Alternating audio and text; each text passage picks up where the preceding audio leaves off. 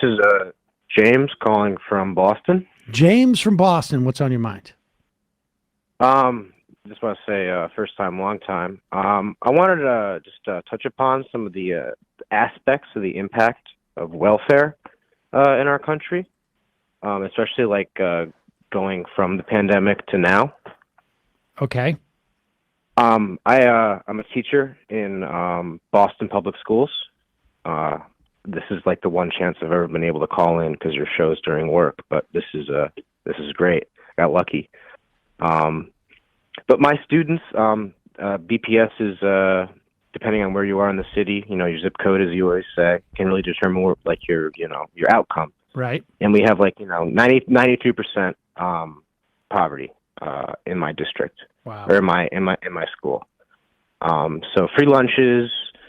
A lot of the kids rely on it for food in the morning. Not to give away my location, but I live in the area where the students live.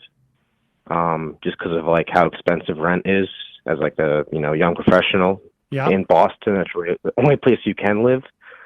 But in that school, you see the immediate failings of government. You see the understaffing. You see the large classrooms. You see the disregard for stuff like, I work in special ed. And a lot of stuff that we're supposed to do, we just can't do. And these have been decided in Supreme Court cases, but we're legally supposed to be providing services to certain students, but due to the just lack of services, lack of parent involvement, due to the fact that 93% poverty means something.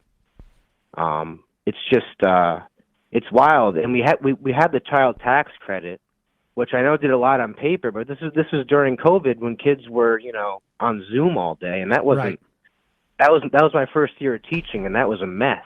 Yes, without a doubt. And I just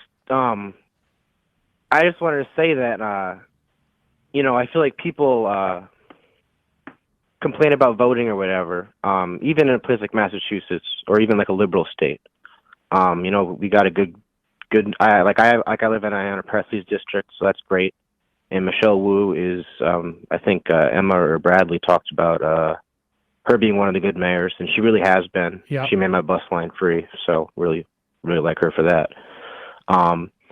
But you have to be on guard for this stuff. We had a ballot measure 2 years ago about charter schools that we thankfully mobilized against, and we limited the expansion of charter schools. But as someone who works in public schools, I feel people just need to know that charter schools cook the books worse than Enron. It's especially in Boston, especially in these high poverty areas, if the kid isn't acting a certain way or doing academically well or has poor attendance or high special needs, it's very often, and it's around this time of the year, they drop them right before we take standardized testing next month. Yep. So then when they can report to the state, oh, look how great we are with our reading skills, if I could do that, you cut half the class, of course my scores are going to be better. Right. And they have no obligation to take kids often. No. That have special needs. They don't have to have those resources. And one of the things that they do, and I can't remember the name of the guy. I interviewed a guy who wrote a book when he embedded himself in the Success Academies, which is one of the most famous sort of charters in New York. And he is from, I think it was the Manhattan Institute. Maybe it was the Hoover. I can't remember. One of these right wingers, very pro privatization of schools. And even this guy admitted, and he was, this guy went into that system as a way of showing how much better these were. And this is the most high performing charter in the country, more or less.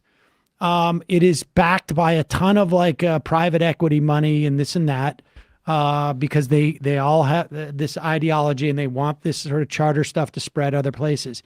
And even he said that the way that they do it is not so much that they cherry pick the kids, they cherry pick the parents. And the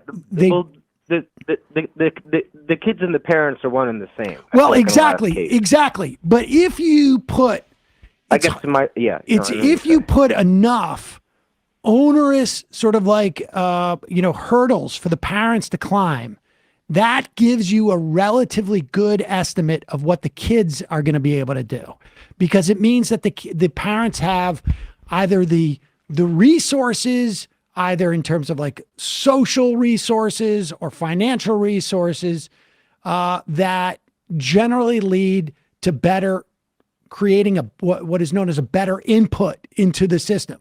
The kids show up better nourished. They've had better healthcare or better custodial care, parenting care, whatever it is.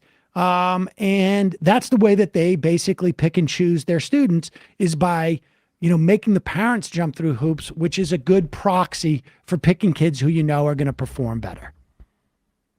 And what I was trying to say was that even with that like self-selecting process, which I've been aware of since forever, been growing up in New England, so charter schools have always been floating around, but there's been a lot of pushback against them. But I'm saying even of those kids, like if the kid isn't right or isn't doing the test scores, isn't producing, even if the family's there, they get sent out. Yeah, well, then they get booted. Then what happens is the parents get completely abused until they basically are saying, like, you should take your kid somewhere else. You're not doing them any favors, type of thing. And that's how they get them out. Yeah, and then they send them to the very public schools that they spent the last 3 years demonizing, because they know that the public schools will just take them on in December because that's like our civic duty. Yep. And then we have to test them in March when it's a high school, so the curriculum could be completely different, and we're at a different point. Yep. It's it's criminal, but they want this. I feel like some of the disruption, that's the whole like Silicon Valley model, is the disruption. I feel like this disruption of like public services is like part of the plan. Like you create these charter schools, you make them better on paper, make them appealing, and then when you actually have to do it, like there's a lot of destruction happening there. There's without a doubt, and it's also the same thing with it's all part of the school choice, so-called school choice movement. They're in Oklahoma, I think it is. I think it's Oklahoma. They're about to just check. I think it's Oklahoma. They're about to pass a law where they're going to give vouchers to people. I think it's like $5,000 a family. They're going to give vouchers to them to go to private schools. But all of the private schools cost anywhere from like $8,000 to $15,000 to $20,000 a year, probably more.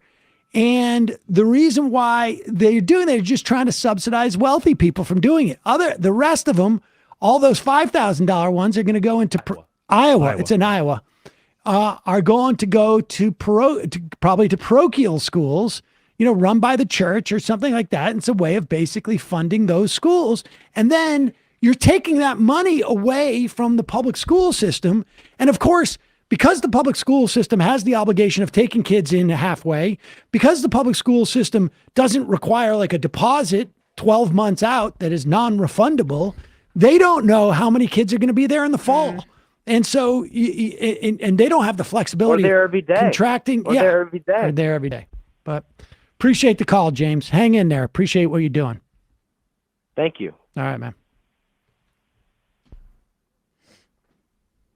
Copycat voucher bills are being passed in Iowa, Indiana, Minnesota, and Utah, says Andrew Taint. I was given $7,600 to a kid to go to private schools. Nevertheless, the schools I know are far more expensive than that. Professional dumpster fire charter schools have decimated Philadelphia public schools funding and not improved the children's of Philadelphia access to better education. Here in Pennsylvania, charter schools are so bad, we got highlighted for it on John Oliver. The best charter schools perform the same as public schools. We should just fund public schools nationally and not on property taxes. Indeed. Yeah. Couldn't agree more.